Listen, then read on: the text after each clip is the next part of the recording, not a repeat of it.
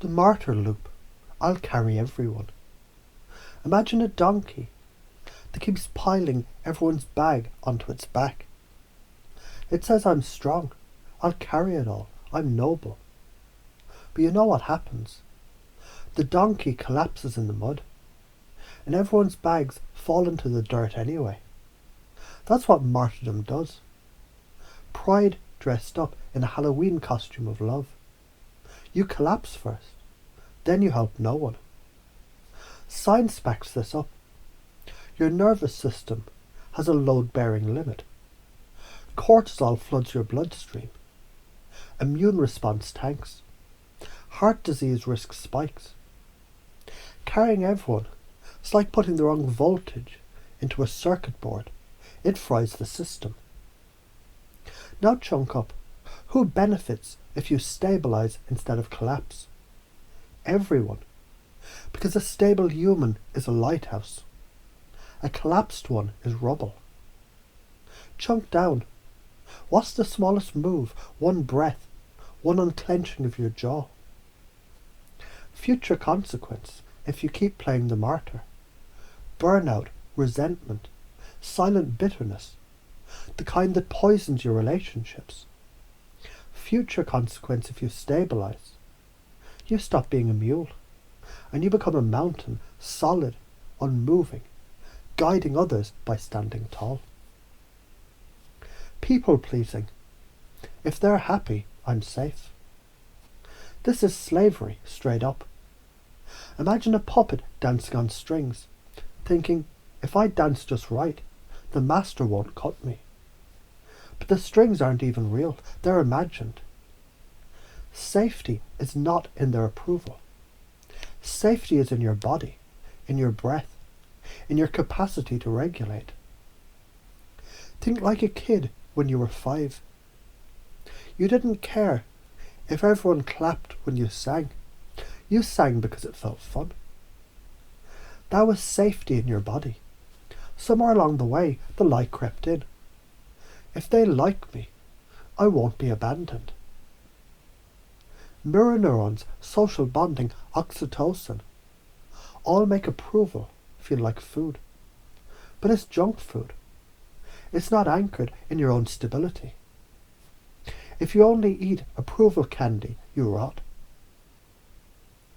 If you keep pleasing, you disappear. You dissolve into a puddle. And no one respects puddles. They get stepped in. If you stop, people either respect the boundaries or they walk away.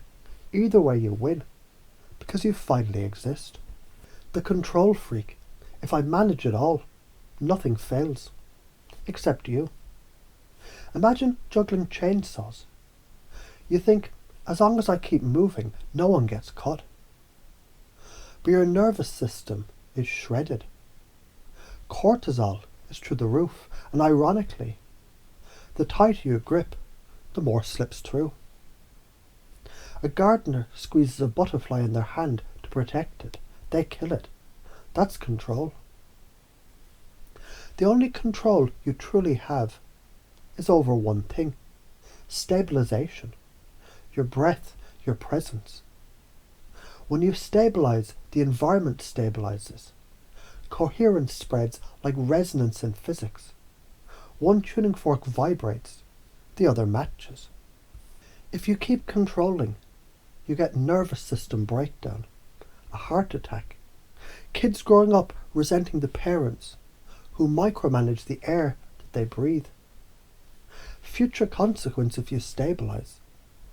You become the calm eye of the storm, and suddenly everything orients around you, instead of spinning you ragged. The victim stance. I can't change it. Bullshit. You can always change one thing. The state of your breath, your posture, your physiology. Victimhood is like sitting in a car, engine running, screaming, I can't go anywhere, while refusing to put it in gear. Think like a 5-year-old. When a block tower falls, do they cry forever? No. They pick up a block, rebuild. Victimhood is staying in the rubble, whining that gravity hates you. Breath regulates the vagus nerve, shifts parasympathetic response, changes your literal perception of possibility. Victimhood, it's not lack of power, it's amnesia of power. If you keep staying stuck, life shrinks. Depression, bitterness, inertia. The future consequence of breaking it. You remember you're not a victim, you're a creator, a co-author in your story, not a side character waiting for someone else's pen. Every one of these loops, the martyr, people pleaser, control freak, victim, it's the same parasite wearing different masks. Each says, safety and worth are out there, not in here.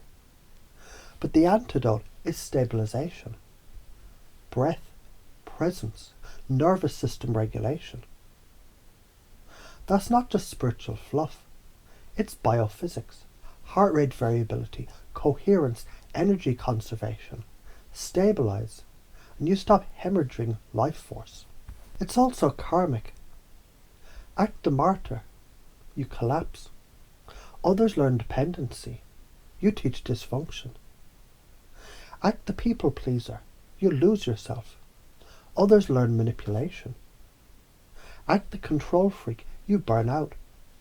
Others never learn their own strength.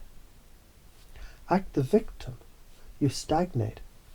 Others have to carry your dead weight. Stabilize, and the opposite karma unfolds: strength, respect, balance, inspiration. And as you hear this, part of you already notices the times you've done it before. Times you stopped the loop without even naming it. You stabilized. You took a breath. You remembered yourself. Maybe you dropped the bags and said enough. Or when you stopped replying to every text instantly. Or when you realized silence is also an answer. And you can do it again, more often, more easily. The truth smacks harder, but also frees. No one's coming to save you from these loops but you.